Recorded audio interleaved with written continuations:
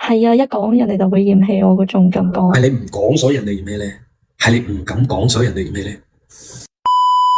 就係未婚，跟住然後有小朋友，但係小朋友其實都幾大噶啦，因為係年紀比較細嗰陣時就生咗小朋友，跟住然後一直都係冇結婚咧。咁我中間都有拍拖嘅，而且都拍咗唔少男朋友咯，即係可能有啲時間長，有啲時間短咁樣。而家點講？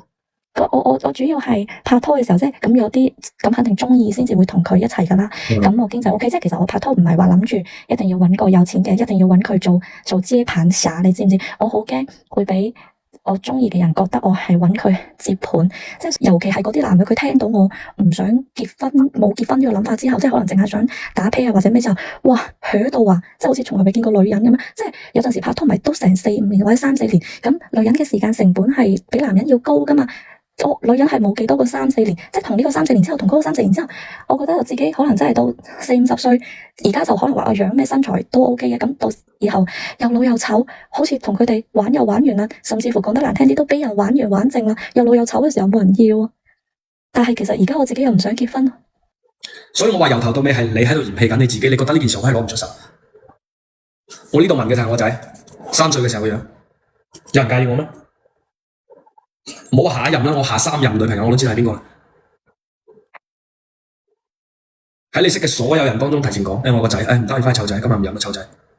你有個仔係啊，好大個嘅，係你好在意呢件事，係你好在意。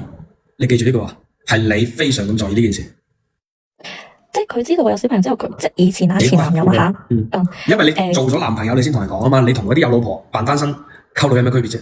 唔係啱一齊冇幾耐嘅時候，我就同佢講咗。你係喺一齊之後先講，所以呢個就成為咗有一日佢想分手，你駁唔到嘅理由。你從而家開始同所有人講你有個仔，係你好在意呢件事，所以你覺得男人好在意，係你自己過唔到自己呢關，你覺得有個仔係攞唔出手嘅事，所以你覺得人哋好在意。係啊，一講人哋就會嫌棄我嗰種感覺。係你唔講，所以人哋嫌棄你；係你唔敢講，所以人哋嫌棄你。你想識正常人，你要自信，你要認可你自己。你有幾愛自己，人哋先會有幾愛你，唔係取決於你幾愛佢，佢就會幾愛你。唔係，情感從來都係咁唔對等嘅公式。你對自己有幾好，人哋先會對你有幾好。外間很多反對我愛你的聲音，任他怎講，只要與你持續熱吻。